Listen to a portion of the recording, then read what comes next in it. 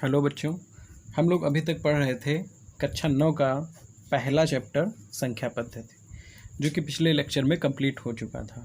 जिन बच्चों ने नहीं देखा है वो चाहें तो प्लेलिस्ट में जाकर के संख्या पद्धति के सभी वीडियोस देख सकते हैं। उसमें हमने संख्या पद्धति का पूरा चैप्टर कवर किया है। सभी एक्सरसाइज, सभी कॉन्सेप्ट, हर एक चीज़ संख्या पद्धति के बारे में बताई गई है। आज के इस वीडियो में हम बात करेंगे बहुपद की, जो कि NCERT बुक का लेसन नंबर 2 है। लेसन नंबर 2 है जिसका नाम है पॉलिनोमियल या बहुपद। तो इस वीडियो में हम बहुपद कवर करेंगे और हम जानेंगे सबसे पहले कि बहुपद क्या है। बहुपद की डिफिनीशन सबसे पहले हम जानेंगे।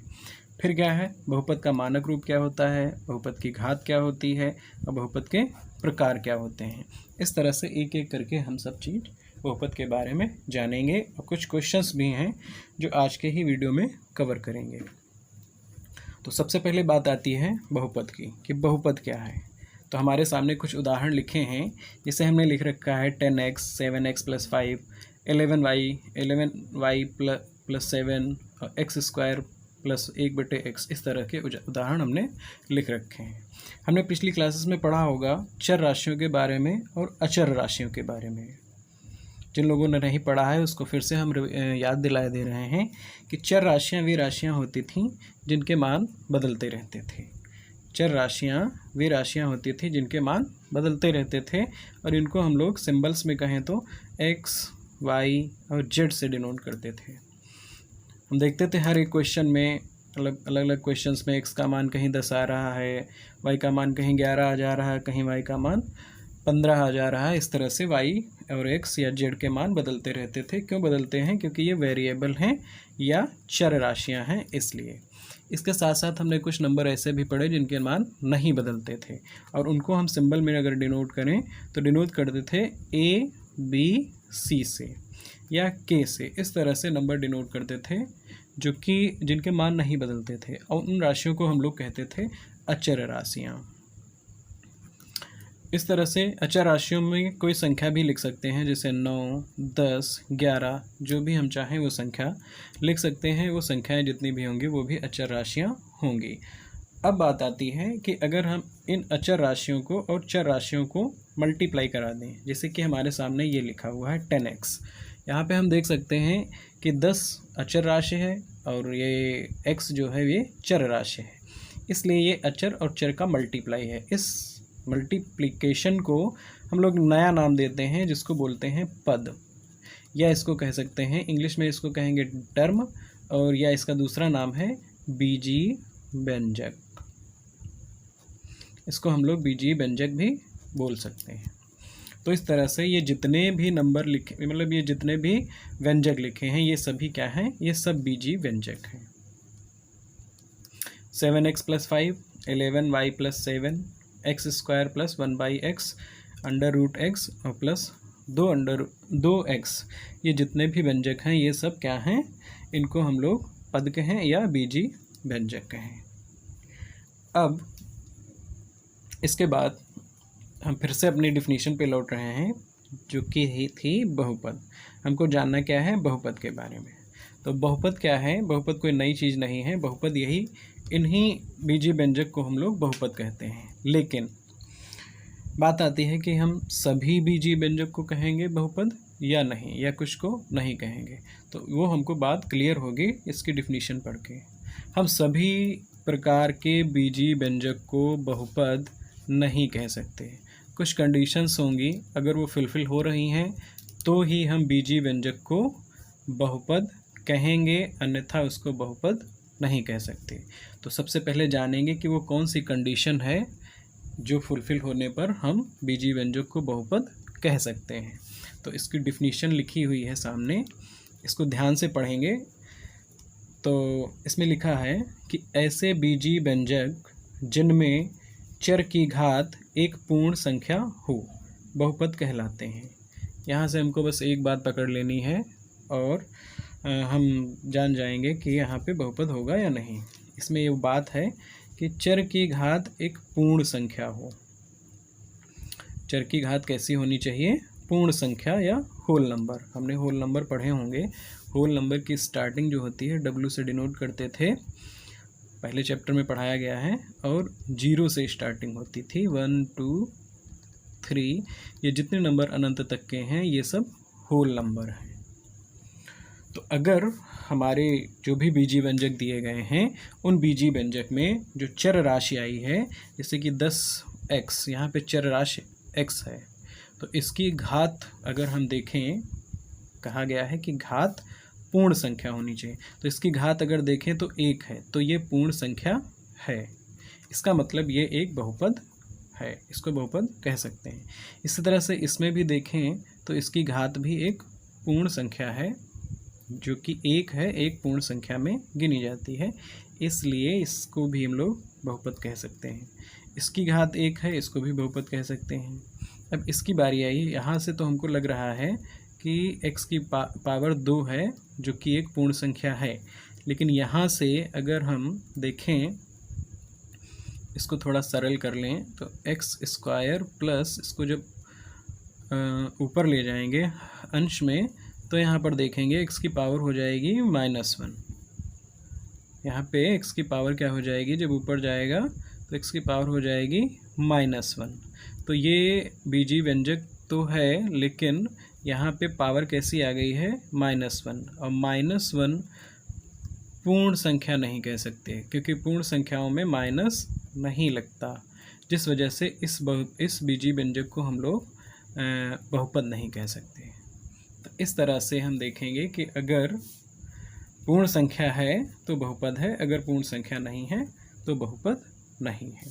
साथ साथ एक एग्जाम्पल ये भी है, यहाँ पे हमने देखा x की अंडर रूट लगा हुआ था, तो इसको अगर हम सरल करें तो x को अंडर रूट हटाएँ अगर, तो हम x की पावर लिख सकते हैं 1/2।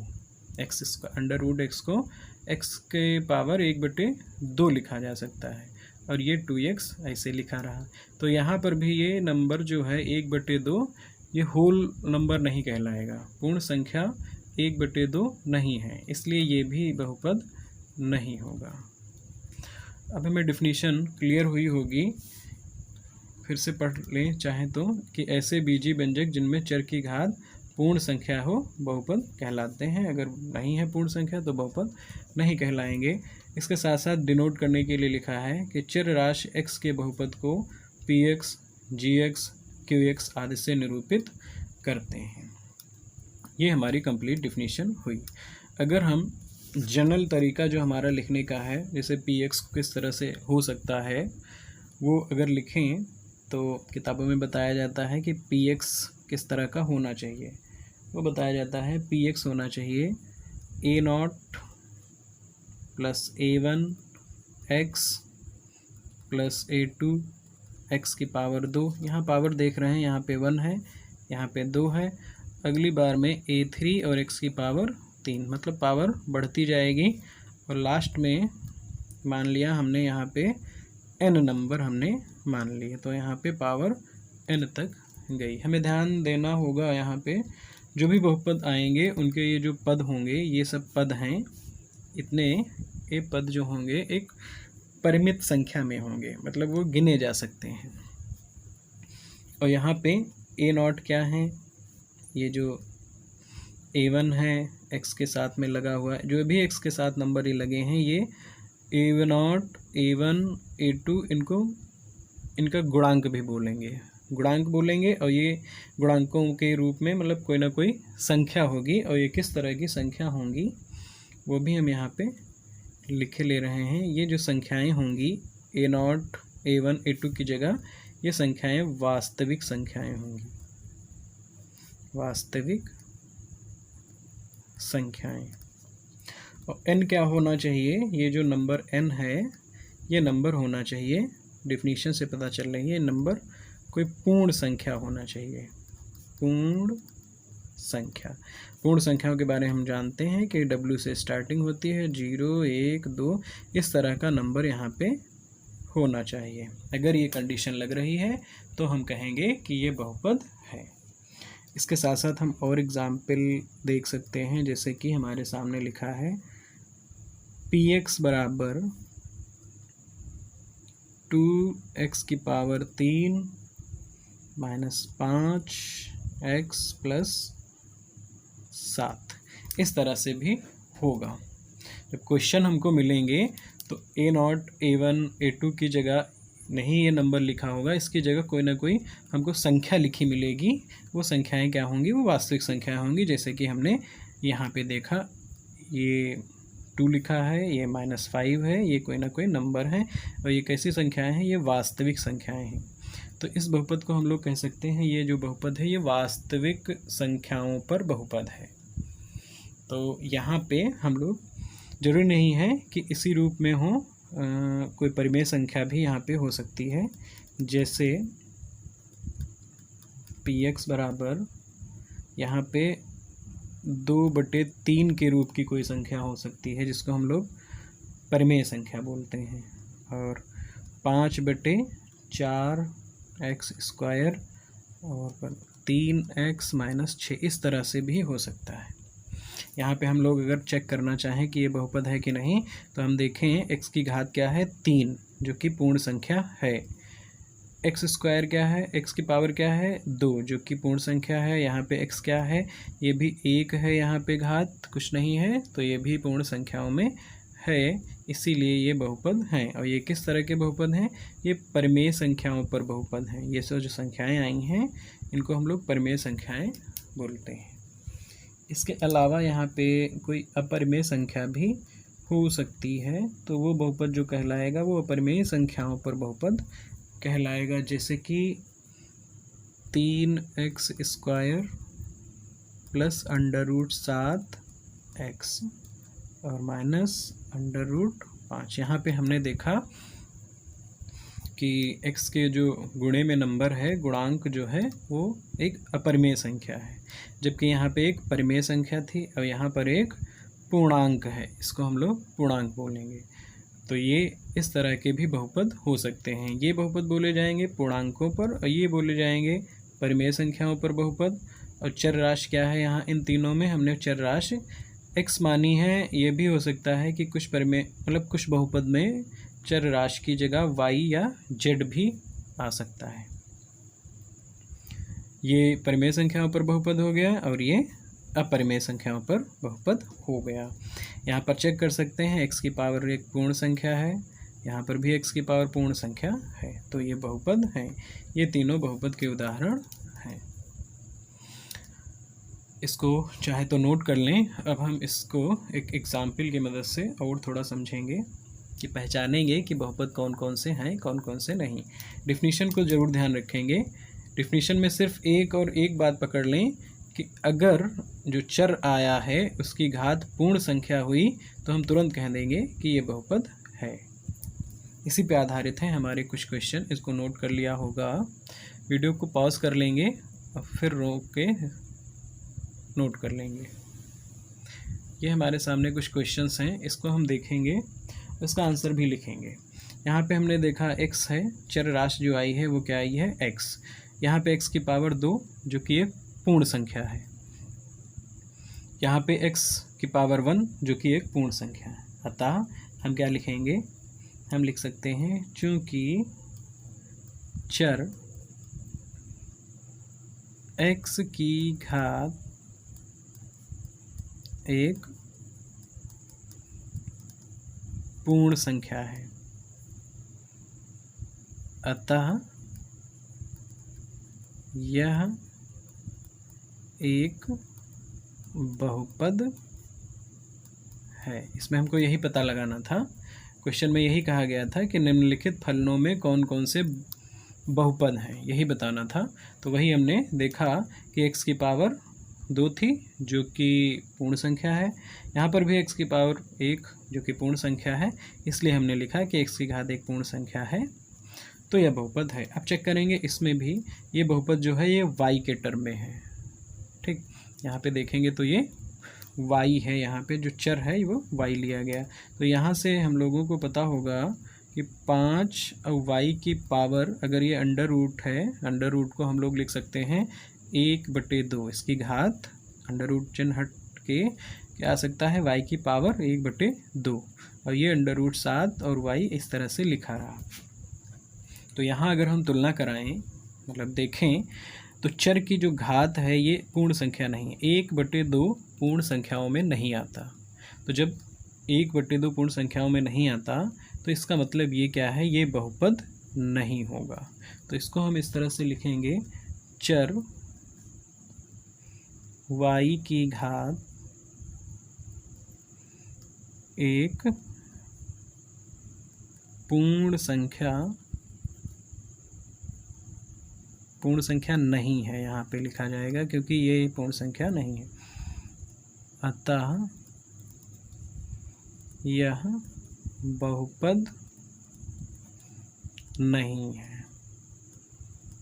इस तरह से आंसर देना होगा। अब लास्ट जो पार्ट है, यहाँ पे अगर हम इसको देखें, हमने यहाँ पे चर x लिया हुआ है, तो चर की पावर यहाँ पे अगर देखें तो एक होल नंबर है, लेकिन हमको इसको ऊपर भी जिस तरह से px डिनोट किया जाता है उस तरह से इसको डिनोट करके अगर देखें तो 3x की पावर 2 और प्लस x की पावर -1। यहाँ x को जब ऊपर ले जाएंगे तो x की पावर हो जाएगी -1, तो ये पावर हो गई निगेटिव। अगर निगेटिव है तो ये पूर्ण संख्याओं में नहीं आएगी, ये पूर्ण संख्या नहीं होती। माइनस वाले नंबर उनको पूर्ण संख्या नहीं कहते, इसलिए ये भी बहुपद नहीं होगा। इसका कारण यही है चूँकि y की घात एक पूर्ण संख्या नहीं है जैसे इसमें लिखा था, अतः यह बहुपद नहीं है, क्योंकि यहाँ पे निगेटिव आ गया। निगेटिव नंबर पूर्ण संख्याएं नहीं होते। इस तरह से इसका आंसर देंगे। बुक में देखेंगे तो इस पर और भी क्वेश्चन हैं, इसको नोट कर लेंगे वीडियो को रोक करके, फिर हम नेक्स्ट टॉपिक की तरफ बढ़ेंगे।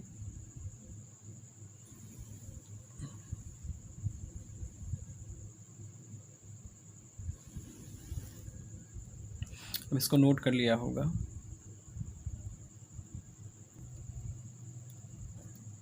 अब बारी आती है बहुपद के मानक रूप की।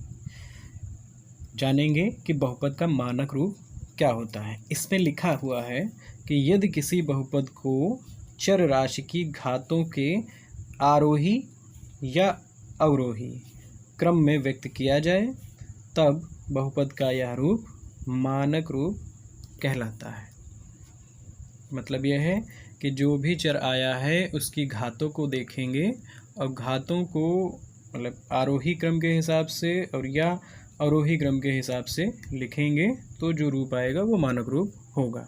जैसे कि एग्जाम्पल हमारे सामने लिखा है कि बहुपद 3x - 5x² + 7 और +4x³ का मानक रूप लिखिए। तो इसको अगर हम मानक रूप में लिखेंगे तो दो तरीके हमारे पास हैं। मानक रूप लिखने के दो तरीके, या तो हम इसकी घातों को चेक करें और जो सबसे बड़ी घात जिस पद की है उसको पहले लिखें, फिर उससे छोटा, फिर उससे छोटा, फिर उससे छोटा, तब घातों के अवरोही क्रम में लिखें। बड़े से छोटा का मतलब अवरोही, तो हमने इसको पहले बड़ी घात वाला पद लिखा 4x³, ये सबसे बड़ी घात वाला पद है। फिर है -5x², ये इससे छोटी घात, फिर यहाँ पे घात 1 है तो ये हमने यहाँ पे लिख लिया। इसके बाद बारी आएगी 7 की, यहाँ पे 7 है तो ये हमने घातों का कौन सा क्रम लिया, घातों का क्रम लिया अवरोही। यहाँ पे लिख सकते हैं अवरोही क्रम। ठीक, तो एक तरीका हमारे पास ये हो गया, ये जो रूप है ये मानक रूप में हमने इसको बदल लिया।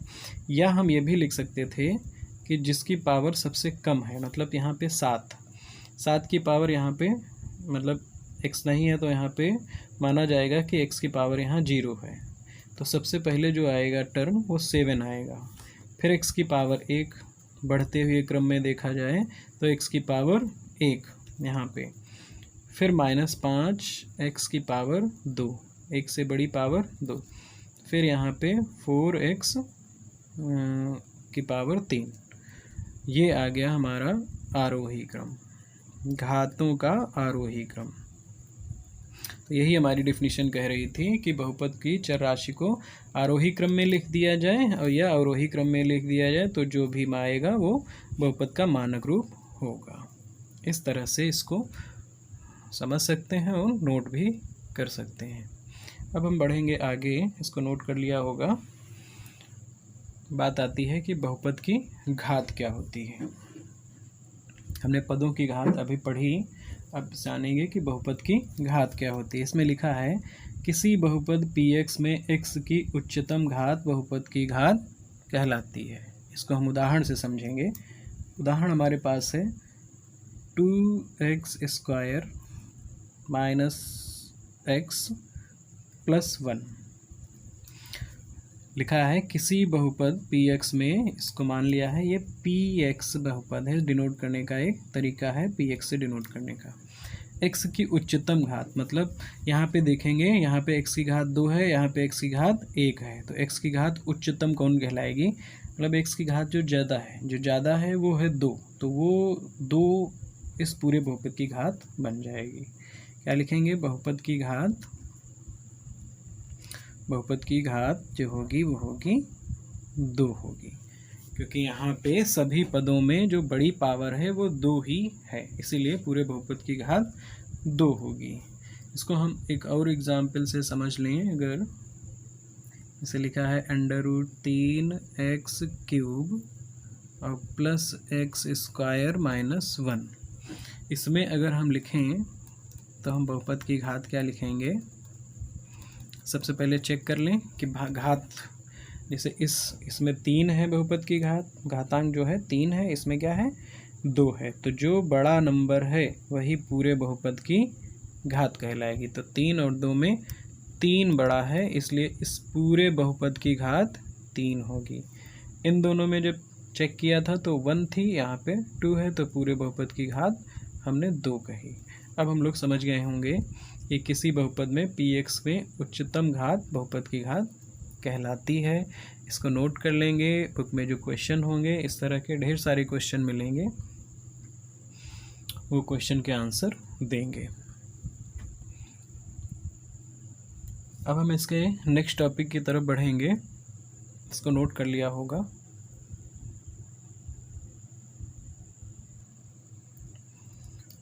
अब बारी आती है किसी पद के गुणांक की। कोई भी पद होता है तो उसका गुणांक हमसे पूछा जाए, क्वेश्चन आते हैं, तो हम किस तरह से बताएंगे। तो उसके लिए डिफिनीशन लिखी है, इसमें लिखा हुआ है कि यदि किसी चर राशि में किसी अचर राशि से गुणा की जाए तो यह अचर राशि दी गई चर राशि का गुणांक कहलाती है।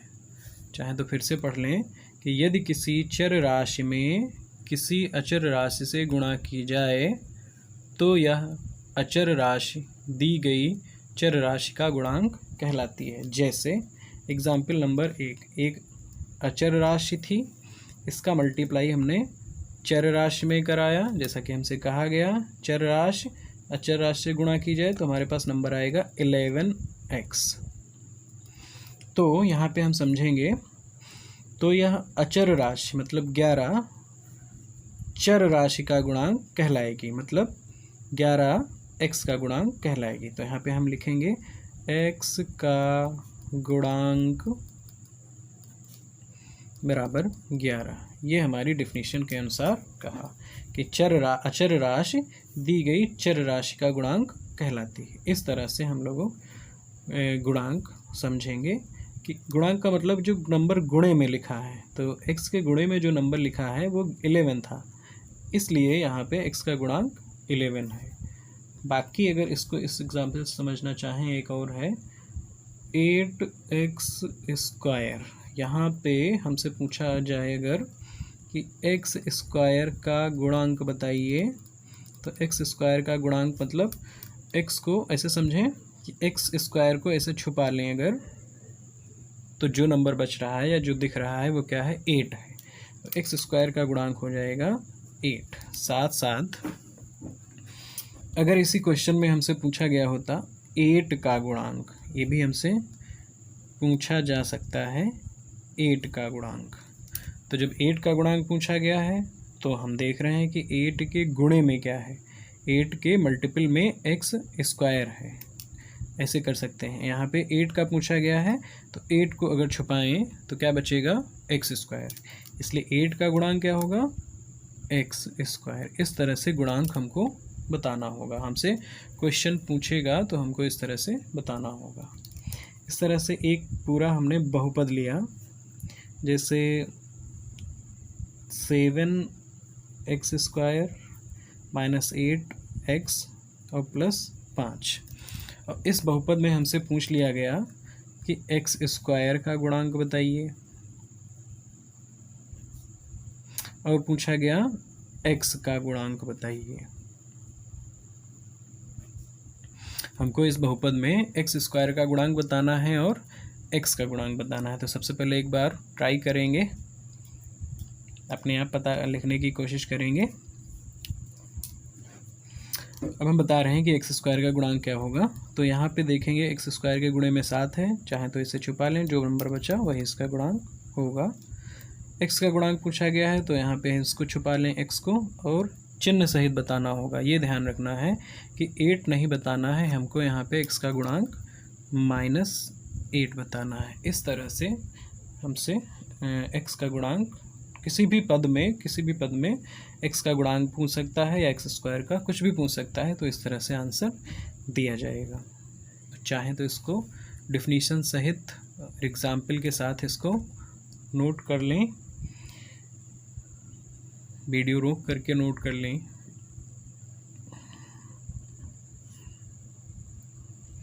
अब इसके आगे हम बढ़ेंगे तो हमको क्या पढ़ना है ये हम जानेंगे। अब हम जानेंगे कि बहुपद के प्रकार क्या होते हैं। तो बहुपद के जो प्रकार होते हैं वो दो आधार पे बताए गए, दो तरह से बताए गए। एक तो बताए गए घातों के आधार पर, घातों के आधार पर बहुपद, और दूसरे जो हैं वो है पदों के आधार पे बहुपद। तो घातों के आधार पर रैखिक, द्विघात, त्रिघात हैं। पदों के आधार पर एक पदी, द्विपदी और त्रिपदी हैं। तो अब हम जानेंगे पहले घातों के आधार पर बहुपद। हमारे सामने हेडिंग लिखी हुई है कि घातों के आधार पर बहुपद के प्रकार। अब घातों के आधार पर बहुपद के प्रकार में सबसे पहले जो हेडिंग है वो है रैखिक बहुपद की। हम लोग जानेंगे कि रैखिक बहुपद क्या है। इसके लिए बहुपद की घात हमको क्लियर होनी चाहिए। अभी अभी जो हमने पिछले टॉपिक पढ़ा है कि बहुपद की घात क्या होती है, तो बहुपद की घात के बिना हम इसको नहीं समझ पाएंगे, इसलिए वो क्लियर होना ज़रूरी है।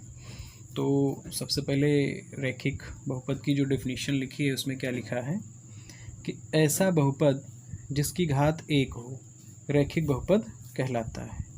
ऐसा बहुपद जिसकी घात 1 हो रैखिक बहुपद कहलाता है। जैसे कि ax + b, ये जो बहुपद है ये रैखिक बहुपद है। क्यों? क्योंकि यहाँ पे x की घात 1 है।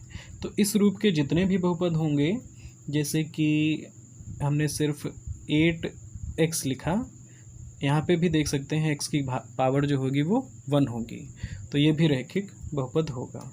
या 2y - 7, ये y के टर्म में बहुपद है और यहाँ पे बहुपद की घात 1 है। तो इस तरह से जो भी बहुपद होगा और चर की घात अगर 1 हुई तो उसकी पूरे की घात 1 होगी, और जिसकी 1 घात हो गई उसको हम लोग रैखिक बहुपद कहेंगे। 3z - 7 इत्यादि, ये सभी क्या हैं? ये रैखिक बहुपद हैं क्योंकि इनकी घात 1 है। इसी तरह से इसको चाहे नोट कर लें। फिर देखेंगे द्विघात बहुपद। शब्द से ही स्पष्ट है, द्विघात मतलब दो घातों वाला बहुपद। मतलब ऐसा बहुपद जिसकी घात 2 हो, द्विघात बहुपद कहलाता है। इसके लिए एग्जाम्पल क्या हैं? इसके एग्जाम्पल हैं ax² + bx + c। यहाँ पे हम चेक कर सकते हैं x की पावर 2 बड़ी है, सबसे बड़ी, इसमें 1 इसमें 2, तो यही बड़ी है, तो पूरे बहुपद की घात 2 कहलाएगी, इसलिए ये एक द्विघात बहुपद है।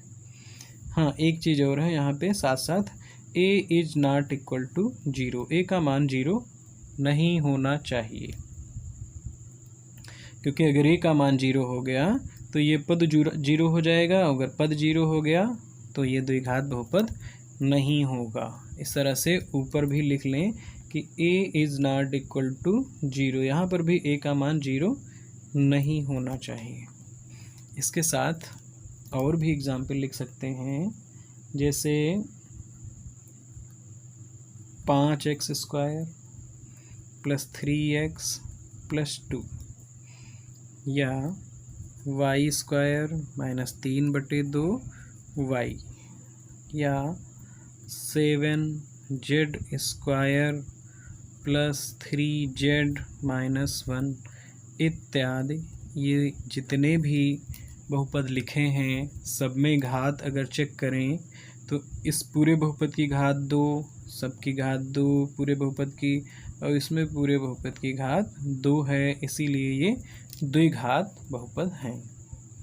इसको भी चाहें तो नोट कर लें। अब हम बढ़ेंगे त्रिघात बहुपद की तरफ।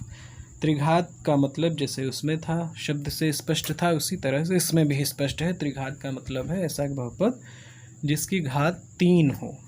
लिखा भी है कि ऐसा बहुपद जिसकी घात 3 हो त्रिघात बहुपद कहलाएगा। इसका एग्जाम्पल है ax³ + bx² + cx + d, जहाँ इसमें भी लिखेंगे a ≠ 0, मतलब a का मान 0 के बराबर नहीं होना चाहिए। यहाँ देख सकते हैं अगर a का मान 0 के बराबर हो गया तो ये पूरा पद 0 हो जाएगा।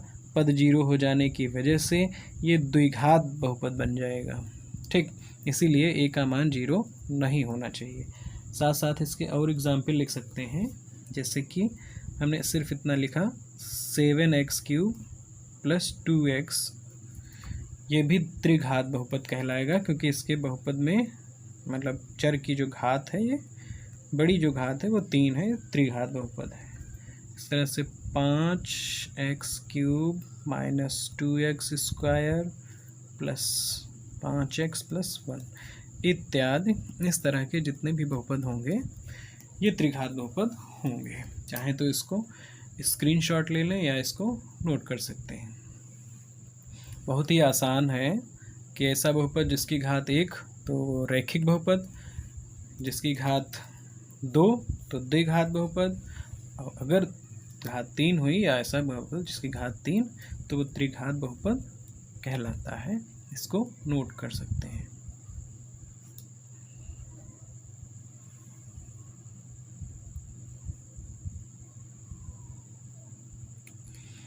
वीडियो रोक लेंगे तब इसको नोट करेंगे।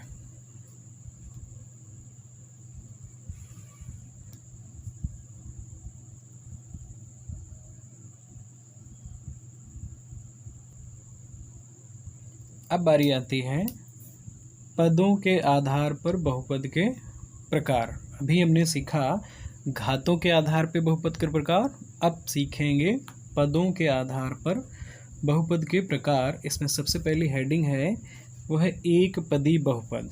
इंग्लिश में कहें तो मोनोमियल। मोनो का मतलब होता है एक, तो एक पदी बहुपद मतलब ऐसा बहुपद जिसमें केवल एक पद आया हो। डेफिनेशन भी लिखी है, शब्द से ही परिभाषा स्पष्ट हो जाती है यहाँ पे कि एक पदी मतलब एक जिसमें एक पद आया हो, द्विपद मतलब जिसमें 2 पद आए हों, त्रिपद मतलब जिसमें 3 पद आए हों।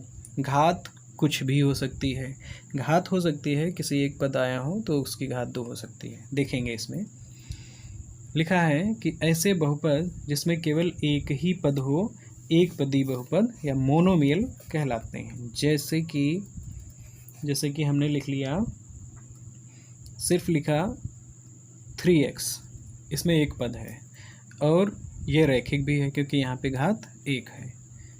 इसके अलावा लिख सकते हैं 7x², एक ही पद है और घात कितनी है, 2 घात है, तो ये एक पदी द्विघात बहुपद इसको कह सकते हैं। खैर हमको अभी इतना जानना है कि ये एक पदी है या नहीं, तो एक पदी ये है। इस तरह से √5x³ या 7y³ 5z⁴ इत्यादि, ये जितने भी पद हैं ये क्या है, एक पदी हैं, एक पदी बहुपद हैं। इसी तरह से द्विपद में क्या होंगे, शब्द से स्पष्ट है कि 2 पद होने चाहिए। ऐसे बहुपद जिसमें केवल 2 पद हों द्विपद बहुपद कहलाते हैं, जैसे कि 7x² + 5। साथ साथ हम ये भी जानते चलें कि ये 2 पद हैं और घात के आधार पे अगर देखा जाए तो ये द्विघात बहुपद भी है, क्योंकि इसमें घात 2 आई है। 3x + 5 z³ - 1, ये z के फॉर्म में है बहुपद। 2 बहुपद हैं, अगर पूछा जाए घात के आधार पे तो इसको त्रिघात बहुपद बोलेंगे इत्यादि। इस तरह से 2 पदों वाले बहुपद द्विपद बहुपद कहलाते हैं। अब बारी आती है त्रिपद बहुपद की। तो शब्द इसमें भी स्पष्ट है। त्रिपद का मतलब 3 पदों वाला बहुपद। इंग्लिश के में कहें तो ट्राइनोमियल। बाइनोमियल मतलब 2। बाई का मतलब होता है 2, ट्राई का मतलब होता है 3, मतलब 3 पद। ऐसे बहुपद जिसमें केवल 3 पद हों त्रिपद बहुपद कहलाते हैं। इसके एग्जाम्पल में हम लोग लिखेंगे 3x² + 2x + 5 और 2x³ + x² - 3x इत्यादि। इस तरह से हमने एक पदी में 1 पद, द्विपदी में 2 पद और त्रिपदी में 3 पद होंगे। इस तरह से ये हम लोग कंप्लीट कर लेंगे। इसको वीडियो रोक लेंगे और वीडियो को रोक करके एक एक करके सभी को नोट करते हुए चलेंगे।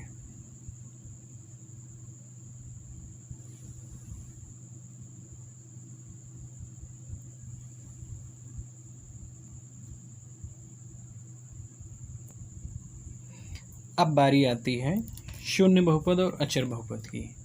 ये भी शून्य बहुपद और अचर बहुपद ये भी हमारे लिए महत्वपूर्ण है। ये भी हमसे सिलेबस में पूछे जाते हैं, पेपर में भी पूछे जा सकते हैं। तो सबसे पहले क्या लिखा हुआ है? शून्य बहुपद।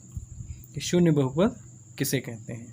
तो डेफिनेशन को इसमें पढ़ेंगे तो लिखा है कि ऐसे बहुपद जिसमें सभी पदों के गुणांक शून्य हों। अभी हमने गुणांक पढ़ा था, गुणे में जो नंबर लगा होगा वो गुणांक कहलाता है। किसी भी चर के गुणे में जो नंबर लगा है वो गुणांक कहलाता है। तो यहाँ पे इसने बताया है कि ऐसे बहुपद जिसमें सभी पदों के गुणांक शून्य हों, शून्य बहुपद कहलाता है। इसको एग्जाम्पल से समझेंगे। जैसे हमने लिखा x⁴ 6, ये चर है, इसकी पावर 6 है और इसके मल्टीपल में हमने लगा दिया 0, गुणांक में 0 लगा दिया।